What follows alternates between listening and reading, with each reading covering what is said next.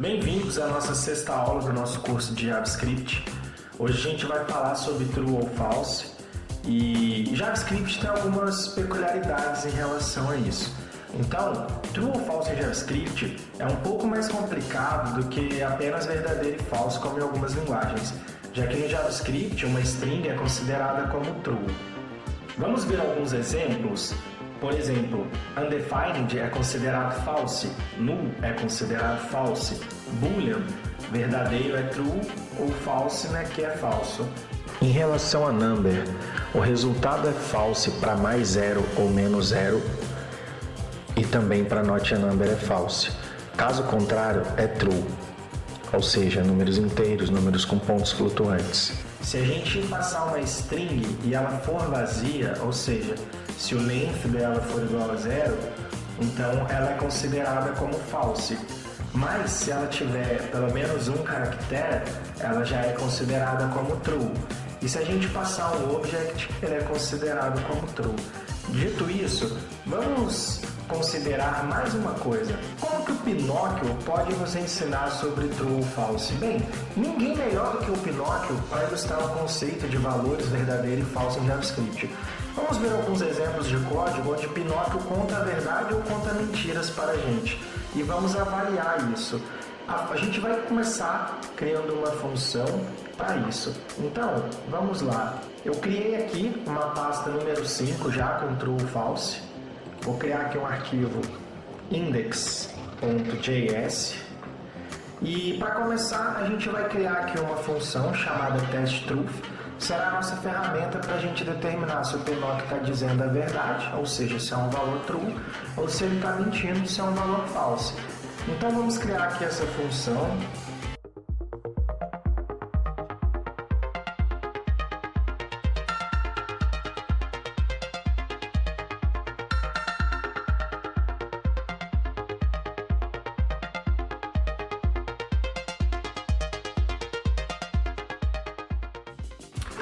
Bom, a gente passou aqui uma prop chamada val, que é onde a gente vai estar passando tudo que a gente quiser testar dentro dessa função, vocês vão entender melhor daqui a pouco.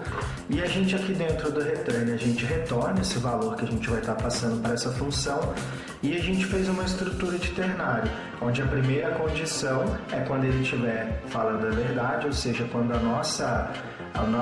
o que a gente atribuir àquela propriedade for true, se não false. Então, para um primeiro exemplo, vamos fazer o exemplo mais simples de todo, que é pegar o nome da função e atribuir true ou false a ela. Então, se a gente vier aqui,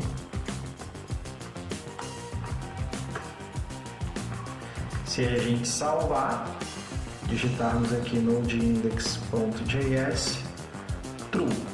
Se a gente modificar aqui para false e a gente chamar aqui false. Então é assim que a gente vai estar fazendo para poder manipular as coisas, ok? Como a gente viu lá na nossa tabela, se a gente passar uma string vazia, vamos ver se vocês estão bons de memória, falem para mim o que é que ele vai retornar. Vamos ver se você acertou. Ele retorna false.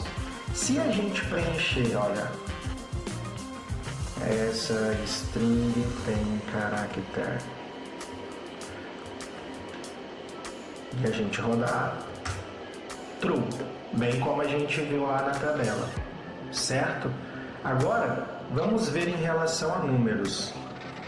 Se a gente passar aqui um 0, lembra que com 0 eu comentei que seria false, e a gente vier aqui e rodar, deixa eu só dar um clear, false. Se a gente passar aqui um número 1, true, verdadeiro. Se a gente passar um menos 1, peraí que eu digitei errado. Se a gente passar um menos 1 e a gente rodar, true também. Então, se a gente passar 0, será false. O not a number, que é o num em JavaScript, ele é o quê? Vamos ver se vocês se lembram lá da tabela. Vamos descobrir? Ele é um false. Se a gente passar um objeto vazio, true. Objeto vazio é true. Agora, e se a gente modificar isso daqui e fizermos o seguinte, ó? Vamos criar uma var object para simbolizar ali que é um objeto. E agora a gente de fato cria aqui um objeto e a gente passa aqui, ó, name igual gpeto. Se a gente vier aqui agora e passar aqui o nosso obj, vamos dar um clear aqui.